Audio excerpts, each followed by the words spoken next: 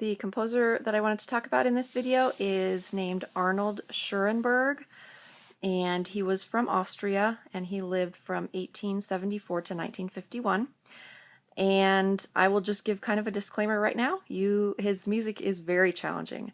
He, along with maybe Stravinsky, is probably the most significant influential composer of the 20th century, and that is because he created a totally new approach to composition, different from the hundreds and hundreds of years of the development of music composition that came before him. So his music, even though some of it's over 100 years old, to me still sounds like it's from another planet. So if you don't like it, that's okay. I know when we study in artists, when we get to Picasso, some people really don't like Picasso's works.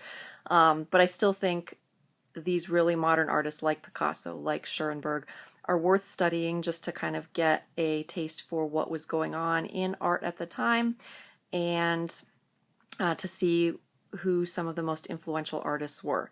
And I would say Schoenberg was really influential in both positive ways, that he had some students who studied with him and copied his method of composition, and there were a lot of composers who really disliked his method of composition and tried to do something completely different. So he was influential in kind of positive and negative ways. But you can't escape that he was a really important figure in the 20th century. So that's why, even though I doubt you'll walk away from watching the videos of his music or listening to his music, whistling catchy tunes, it's not that kind of music. But I just thought listening to a couple minutes of his music, which is worthwhile just because he is such a huge figure in the 20th century music. So I made a separate video of me just demonstrating a few things on the piano to kind of explain a little bit about his compositional technique and why it was so different. So I'll try not to repeat any of that. But let's see, in terms of his biography, he was born in Vienna and spent the most of his life in Europe, but he was Jewish, and so when the Nazis came to power I think it was in 1933, he left Europe and came to America and spent the rest of his life primarily in Los Angeles. He actually lived across the street from Shirley Temple and was tennis partners with the American composer George Gershwin, who I'm hoping to do a video about. So he was definitely in an area of Los Angeles and kind of rubbed elbows with a lot of famous people. But an interesting little trivia fact about him is that he had triskaidekaphobia, which is the fear of the number 13, and so he was really frightened of that any age that was a multiple of the number 13, that he might die at that age.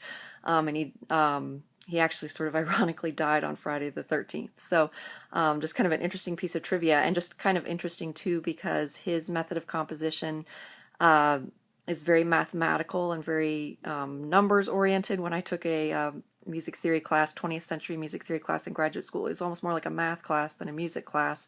So it's just sort of interesting that someone whose compositional method was so mathematically oriented was afraid of a number like that. But just kind of a funny little fact about him. But I picked two pieces to listen to by him, and if you don't like the sound of them, don't feel like you need to listen to all of it. I just wanted, if you just listen for a minute or two, just to get an idea of what this style of really avant-garde 20th century music sounds like.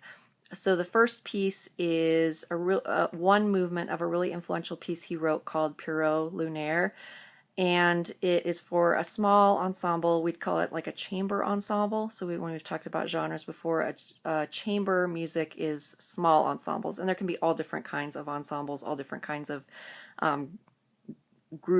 instruments that the piece is written for.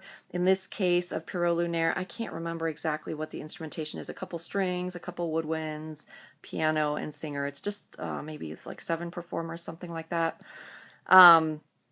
And the text is in German. This particular movement, you won't understand the words, but this particular movement is not really objectionable, but the rest of the piece is not particularly kid-friendly, so I would not, even if you really love the piece, which I kind of doubt you will, I would not listen to this piece until you're maybe like an older teenager. But it really gives you, it was written in 1912, which is unbelievable because it still sounds, like I said, like it's from music from another time, from the future or something like that. It's just very, very different. And you'll notice the singer sounds, just other than the fact that it's in German, just sounds weird. And that's because Schoenberg, I don't know if he invented, but he was kind of the first composer to use a technique called Sprechstimme, which is German for basically speech singing. And so it's sort of this weird cross between speaking and singing. And I think it kind of works in the German language, but it does create a very unsettling sort of feeling, unsettled sort of feeling. And so this whole piece uses that technique. A lot of the music of composers, either Schoenberg himself or other composers that studied with him, a lot of them use this technique. So that is why the singer just sounds kind of strange. So that is Pierrot Lunaire. And like I said, just, stick to this one movement. If you don't like it, stick to, listen to it for 10 or 20 seconds and shut it off. But it's a huge piece in terms of importance in the 20th century. And then the other piece is written quite a bit later in the 1940s, and it's a trio for strings. So it's a violin, a viola, and a cello. So this would be another example of chamber music, just with a different instrumentation, a different combination of instruments that it's written for. And it's 15 or 20 minutes long, so if you're not totally digging it, that's okay. Don't feel like you have to listen to the whole thing, but maybe just listen to a little bit from the beginning, which is a faster tempo, a faster speed, and then right at 8 minutes is where there's a slower speed. So you could just listen to a short bit from the beginning and a short bit at 8 minutes, just to kind of hear how Schoenberg kind of treats faster versus slower music. And go ahead and listen to that video that I made that talks about kind of generally the technique that Schoenberg is using.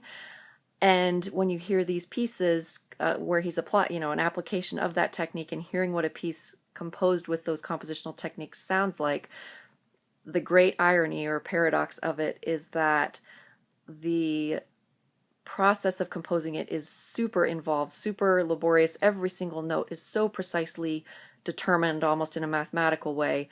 And so, as a side note, a lot of these composers didn't write a lot of music or didn't write very long works of music because they're just so labor intensive.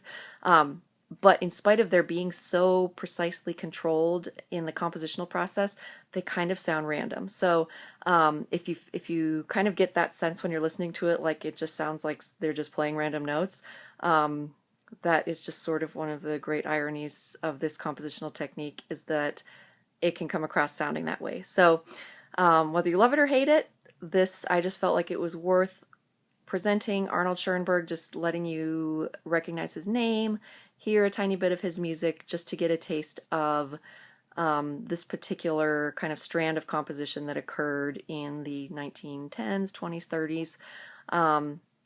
That, like I said, was really influential. Either composers embraced it and wanted to copy him, or they really hated it and wanted nothing to do with that style. So that's just a little taste of Arnold Schoenberg, one of the giants of composition in the 20th century.